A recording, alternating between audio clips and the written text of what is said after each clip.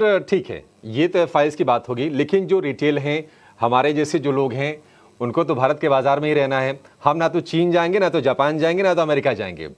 तो अगर हम भारतीय बाजारों की बात करें, ये जो करेक्शंस है, आपके हिसाब से मौके इसमें कहाँ पर आ रहे हैं? क्योंकि थोड़े सा ना थीमेटिक हो जाने वाला बाजार लग रहा है।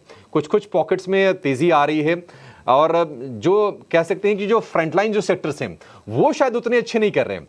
तो जरा मदद कीजिए कि अगर किसी को 2025 को नजर में रखे अगर कुछ बाइंग करनी हो तो वैल्यूएशन के हिसाब से और ग्रोथ के हिसाब से बेहतरीन कॉम्बो कौन से सेक्टर्स हैं इस वक्त?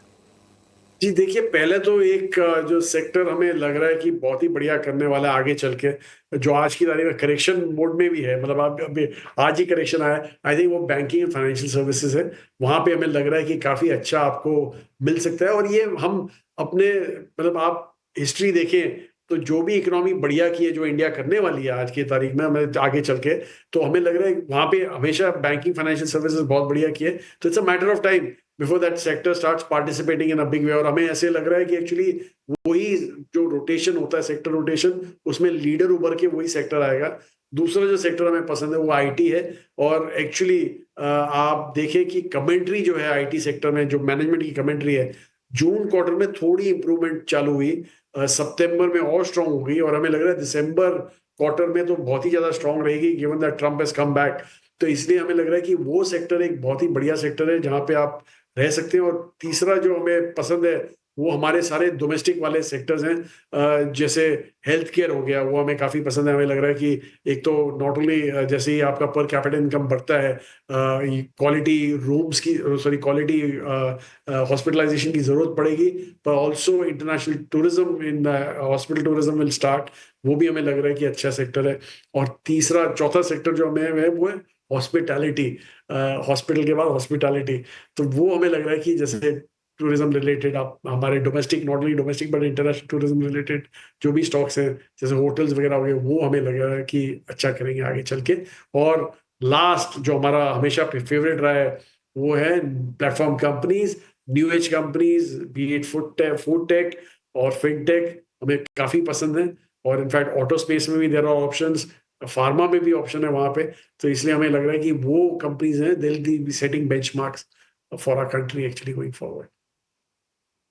ये कुछ बड़े थीम्स और सेक्टर्स जहां पर आपका नज़रिया काफ़ी पॉजिटिव है, लेकिन आपने बैंकिंग और फाइनेंशियल सर्विसेज सेक्टर की बात की और यहां पर हीलियोस कैपिटल का नज़रिया पिछले कुछ समय से पॉजिटिव रहा है। हीलियोस म्यूचुअल फंड के होल्डिंग्स में भी बीएफएसआई का एलोकेशन काफ़ी ज़्यादा है, लेकिन बीएफएसआई में कौन से पर्टिकुलर सब सेगमेंट पर आपका फोकस रहेगा?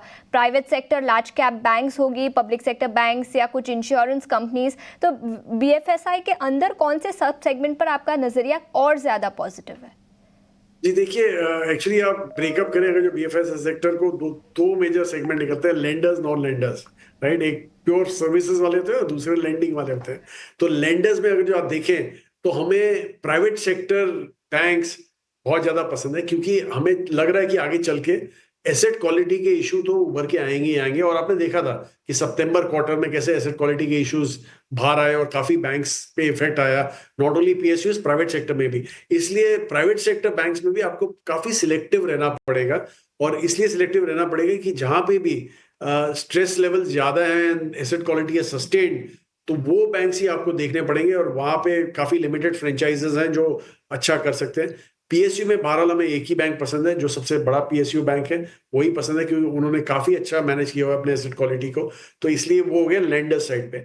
नॉन लेंडर साइड पे काफी चीजें होती हैं, लेकिन हमें जो मेजर पसंद है यहाँ पे, जो सर्विसेज सेगमेंट में है, वो है जो जो हमारे स्टॉक मार्केट से डील करते हैं, मतलब नॉट ओनली एक्सचेंजेस और ब्रोकर्स, डाइवर्सिफाइड ब्रोकर्स या एएमसीज, लेकिन ऑल्सो एक्सचेंज, अपना डिपॉजिटरीज, फिर वेल्थ मैनेजर्स, ये सब आ जाते हैं। तो इसलिए वो हमें काफी हद तक पसंद है। इनफैक्ट आप हमारा फाइनेंशियल सर्विसेज फंड देखें तो काफी ओवरवेट है हम इस सेगमेंट में, as compare to even banks के हिसाब से तो हम अंडरवेट है, क्योंकि काफी आई थिंक बैंक्स का वेट फाइनेंशियल सर्विसेज इंडेक्स में शायद 90% के आसपास है और हमारा 60 के आसपास है। तो इसलिए very underweight, but we are very overweight the service.